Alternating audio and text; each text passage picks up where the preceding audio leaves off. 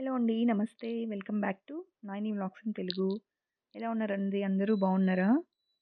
నిన్న గురు పౌర్ణమిది బాగా చేసుకున్నారా? సో, ఏం వంట చేశారు ఈరోజు? ఏం చేయాలా అని ఆలోచిస్తున్నారా? మీరు ఇంకా వంట గాని చేయకపోతే ఈ చక్కని బెండకాయ పులుసు అయితే ఈరోజు మీ ఇంట్లో ట్రై చేయండి.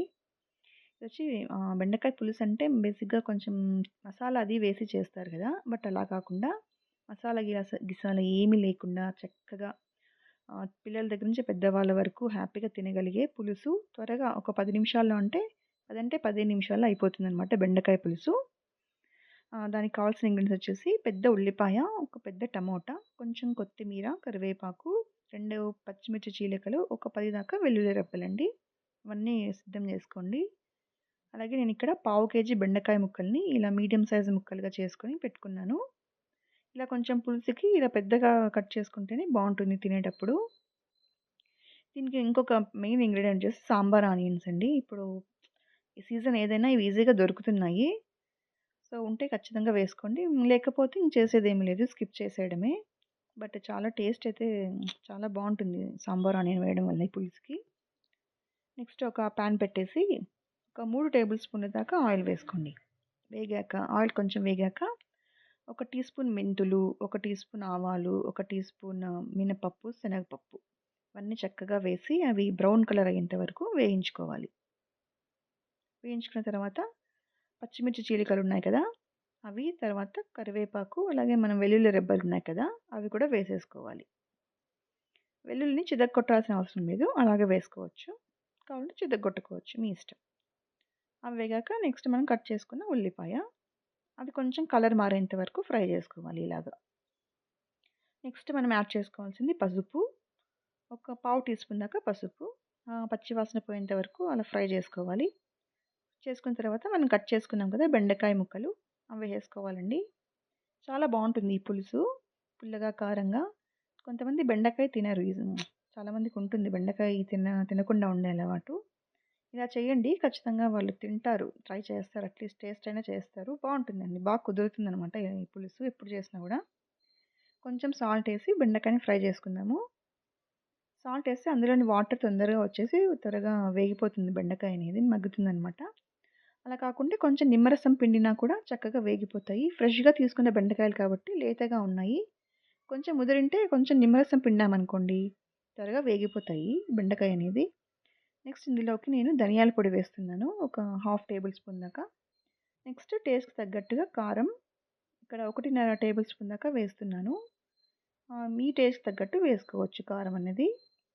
నెక్స్ట్ జీలకర్ర పొడి. ఇదొక చిన్న టీ స్పూన్ వేస్తున్నాను. ఎక్కువ వేస్తే చేదనిపిస్తది. వేసుకున్న తర్వాత ముక్కలకి పట్టేలాగా 2 నిమిషాల పాటు ఫ్రై చేసుకోవాలి. ఇది చక్కగా ఫ్రై చేసుకున్న తర్వాత మనం కట్ చేసి పెట్టుకున్నాం కదా! టమోటా బాగా పండిన టమోటా తీసుకోవాలి. తీసుకున్న తర్వాత అది కూడా కలిపేసి మూత పెట్టేసుకొని టమోటాని మగ్గించుకోవాలి. 2 నిమిషాల పాటు మీడియం ఫ్లేమ్‌లో పెడితే మగ్గిపోతుంది టమోటా అనేది. బాగా పండిన టమోటానే తీసుకోండి. చక్కగా కలిసిపోతుంది మన కర్రీలో చిక్కదనం కూడా వస్తుంది. నెక్స్ట్ చింతపండు గుజ్జు వేసుకోవాలండి. నిమ్మకాయ సైజ్ కంటే ఇంకొంచెం తక్కువ చింతపండుని తీసుకొని నానబెట్టేస్తే పులుసయితే రెడీ అవుతుంది గదా! ఆ చింతపండు రసాన్ని వేసేసుకోవాలనమాట. వేసుకున్న తర్వాత ఒకసారి బాగా కలుపుకొని ఇప్పుడు మనం సాంబార్ ఆనియన్ వేసుకోవాలి. మనం లాస్ట్‌లో వేస్తున్నాము సాంబార్ ఆనియన్ అన్నది. సాంబార్ ఆనియన్ కూడా వేసేసి మరి కొంచెం సాల్ట్ వేద్దాం. ఆల్రెడీ బెండకాయల్లో కొంచెం వేసాం కదా! సో, ఇప్పుడు కొంచెం వేద్దాం సాల్ట్. వేసేసుకొని ఒకసారి బాగా కలుపుకొని మూత పెట్టి ఒక 5 నిమిషాల పాటు మగ్గించుకుందాము మీడియం ఫ్లేమ్‌లో. బెండకాయ ఆల్రెడీ కొంచెం మగ్గింది. కొంచెం ఈ ఉల్లిపాయ కూడా ఉడికితే సరిపోతుందనమాట. 5 నిమిషాల్లో కొంచెం మీడియం ఫ్లేమ్‌లో పెట్టుకుంటే చక్కగా మగ్గిపోతాయండి. No problem. చూసారా ఇక్కడ మగ్గింది. ఇప్పుడు మనం కూరలోకి చిక్కదనం అనేది రావాలి కదా! ఇప్పుడు రైస్‌లో తినాలన్నా, రోటీలో తినాలన్నా, లేదంటే రాగి ముద్దలో తినాలన్నా కొంచెం చిక్కగా ఉంటే గ్రేవీ బావుంటుంది. ఆ చిక్కదనం కోసం మనం ఏం చేస్తున్నామంటే శనగపిండి ఉంటుంది కదా! అదొక 2 టేబుల్ స్పూన్‌లు తీసుకొని కొంచెం నీళ్లు వేసి ఉండలు లేకుండా కలుపుకోవాలనమాట.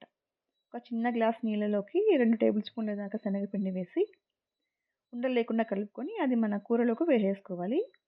వేసుకున్న తర్వాత ఒక పెద్ద గ్లాస్ వాటర్ కూడా వేసేసుకోవాలి. ఇక్కడ నేను పావు కేజీకి నేను ఈ మెజర్మెంట్స్ చెప్తున్నానండి. పావు కేజీ బెండకాయకి మీరు ఎక్కువ తీసుకుంటే ఇంకా కొంచెం శనగపిండి కూడా ఇంకొక టేబుల్ స్పూన్ ఎక్కువ వేసుకోండి. వేసుకున్న తర్వాత చక్కగా కలిపేసుకొని హై ఫ్లేమ్ పెట్టేసుకొని ఇప్పుడు 2 నిమిషాలు అంటే 2 నిమిషాలు మూత పెట్టేసుకొని ఉడికించుకుందామండి కూరని. మరి ఎక్కువ సేపు అవసరం లేదు. 2 అంటే 2 నిమిషాలు చాలు హై ఫ్లేమ్‌లో. 2 నిమిషాల తర్వాత చక్కగా ఆయిల్ సెపరేట్ అయిపోయి మన కూర అయితే రెడీ అయిపోయింది. ఇప్పుడు స్టవ్ ఆఫ్ చేసేసుకొని కొంచెం కొత్తిమీరతో గార్నిష్ చేసుకుంటే మన చక్కని బెండకాయ పులుసు అయితే రెడీ అయిపోతుందండి. చాలా బాగుంటుంది. లంచ్ బాక్స్‌లో కట్టియచ్చు పిల్లలకి కానీ మనం కూడా తీసుకెళ్ళొచ్చు. పుల్లగా చాలా బాగుంటుందండి టేస్ట్. ఖచ్చితంగా ట్రై చేయండి. ఈ వీడియో కనుక మీకు నచ్చితే please like, share and subscribe to Nani vlogs in Telugu. Thank you for watching friends. మరొక మంచి వీడియోతో కలుద్దాం. బాయ్.